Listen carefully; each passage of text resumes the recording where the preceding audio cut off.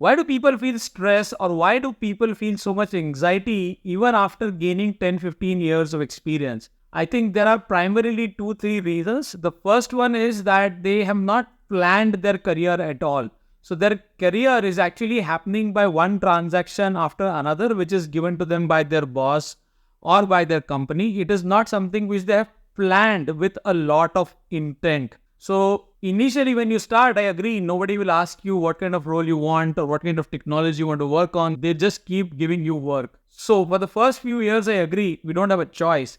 But for somebody who has spent 10, 15 years in the industry doing different roles, it should be very clear with respect to what works for you, what does not work for you, what do you want to do more, what do you want to do less, what comes to you naturally, what does not come to you naturally. I think by the time you reach 10, 15 years of experience, all these things should be clear to you. And hence your career graph should then take a shape by your choices, by planning and by intent. And a lot of time people are not doing it at all. They're just doing one project after another. They're just doing transactions. Because of which they are always anxious of, oh, what will happen if I lose this job? What will happen if this project gets over and I'm sent on the bench or pool? So I think the first reason for stress and anxiety is lack of career planning. Second reason is lack of financial planning. Because I think a lot of people make decent money in IT, and the mistake which most commonly people make is living outside their means, which means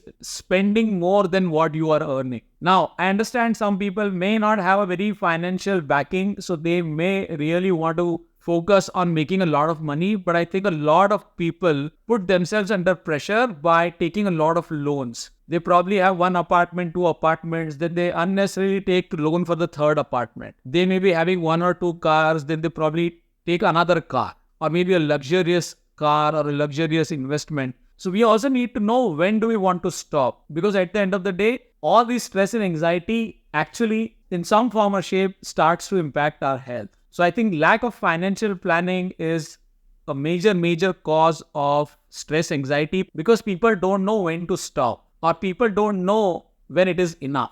And third reason I believe is peer pressure. Believe it or not, a lot of us are under a lot of peer pressure. Peer pressure meaning my cousin has done something, my colleague has done something, somebody else got a very good job, somebody got 20% hikes, somebody bought a new property. Knowingly or unknowingly, all these things put some amount of pressure on us. And even if we don't want, in some form or shape, we start to compare ourselves with our competition, with our peers or people in our community. And that kind of puts us again under pressure to keep going and keep doing things which probably we would have not done.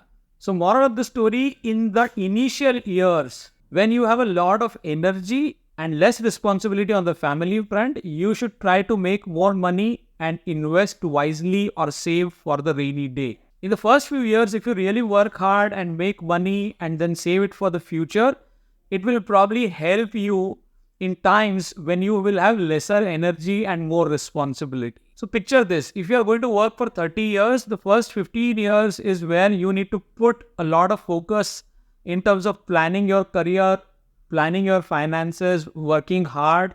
And then in the next 15 years, it will help you make better decisions. It will help you make better choices. Because as you grow old, your family responsibility with respect to your children, parents, etc. will also keep adding, and your energy level will not be as same as it was in the first 15 years of your career. And as far as comparison with other people is concerned, I think if the competition is healthy and if you know that somebody is inspiring you, then it is all good. But if you are just doing something for the sake of proving something to somebody else, or if you're trying to show off, then probably you are getting into things which are going to extract a lot of energy from you.